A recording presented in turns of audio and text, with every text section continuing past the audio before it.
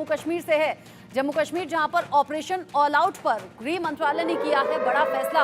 यहां village defence guards को मिलेंगे ऑटोमेटिक हथियार।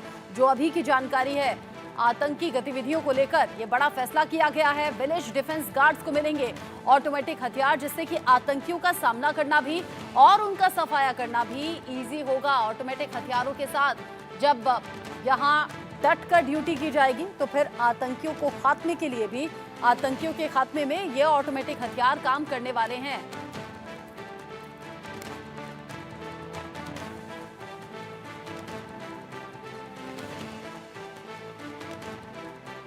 और यहां बड़ी खबर, आतंकी गतिविधियों को लेकर यह बड़ा फैसला लिया गया है।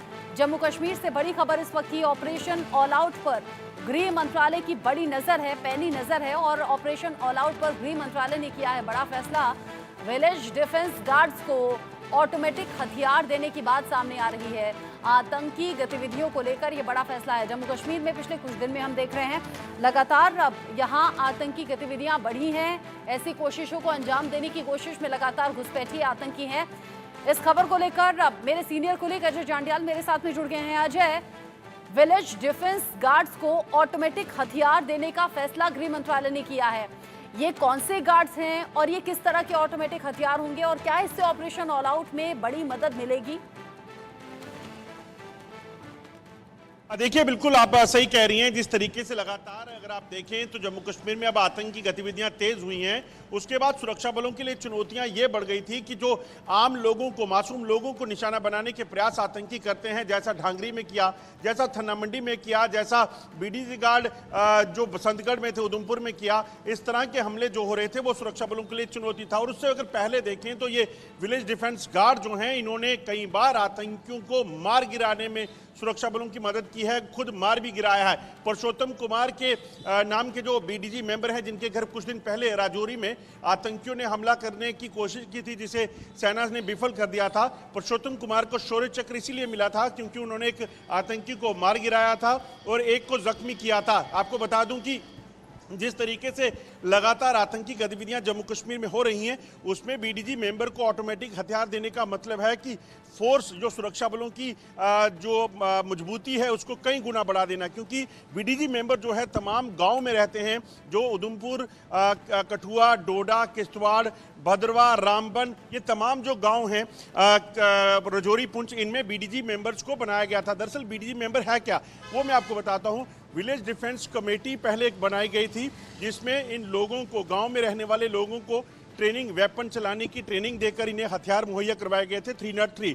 और उस वक्त का मकसद ये था कि आतंकी अगर गांव से होकर निकल रहे हैं या गांव पे हमला करते हैं तो उनको घुसपैठ के बाद बॉर्डर के जो गांव थे वहां से आतंकी निकलते थे और फिर आगे चले जाते थे या फिर लोगों को निशाना बनाते थे।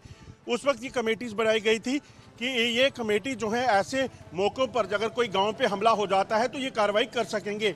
उसी को और स्ट्रेंथन करने के लिए कुछ दिन पहले गृह मंत्रालय ने इसका नाम बदलकर विलेज डिफेंस गार्ड किया था।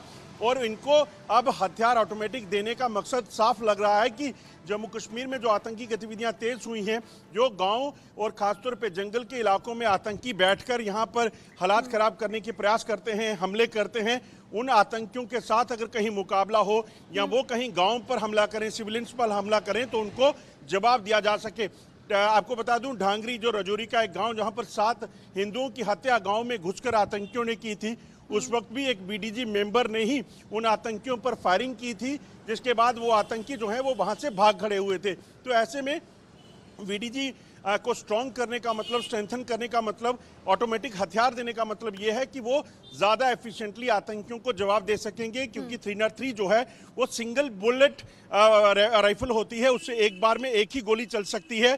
और ऐसे में अगर कहीं आतंकियों के साथ मुकाबला होता है तो बीडीजी मेंबर जो हैं वो ज़्यादा बेहतर तरीके से उनको काउंटर नहीं कर सकते हैं। ऑटोमेटिक हथियार से अब फायदा मिलने वाला है आतंकियों के खात्मे में और अब जो सुरक्षा गार्ड्स हैं उन्हें और ज्यादा सहूलियत होगी।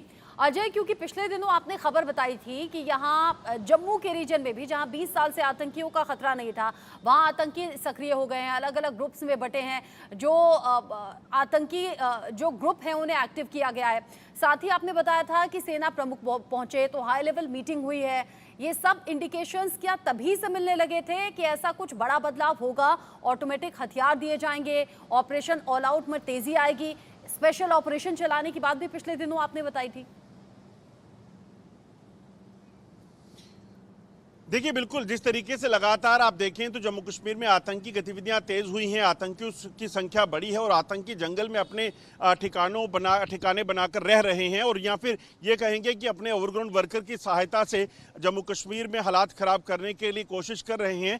ऐसी चीज़ों को काउंटर करने के लिए सुरक्षा बल तो काम कर ही रहे हैं, जम्मू कश्मीर पुलिस है, सेना है, सीआरपीएफ है, मगर उसके साथ साथ अगर वीडीजी मेंबर्स के पास अत्याधुनिक हथियार होते हैं, मॉडर्न गैजेट्स होते हैं, तो वो यकीनन बेहतर जो कार्रवाई है कर सकेंगे, या आतंकियों की जवाबी कार्रवाई का जब आतंकियों को जो है घेरे जाते हैं, कहीं आतंकी कहीं मिलते हैं, तो उन पर ज़्यादा बेहतर कार्रवाई कर सकेंगे। आपको पुरुषोत्तम कुमार की मैं बात बताऊं, जब पुरुषोत्तम कुमार को शौर्य चक्र मिला था तो उसके पीछे क्या हुआ था। 2023 में एक आतंकियों का दल जो है उनके गाँव जो ख्वास इलाका पड़ता है वहाँ से गुजर रहा था।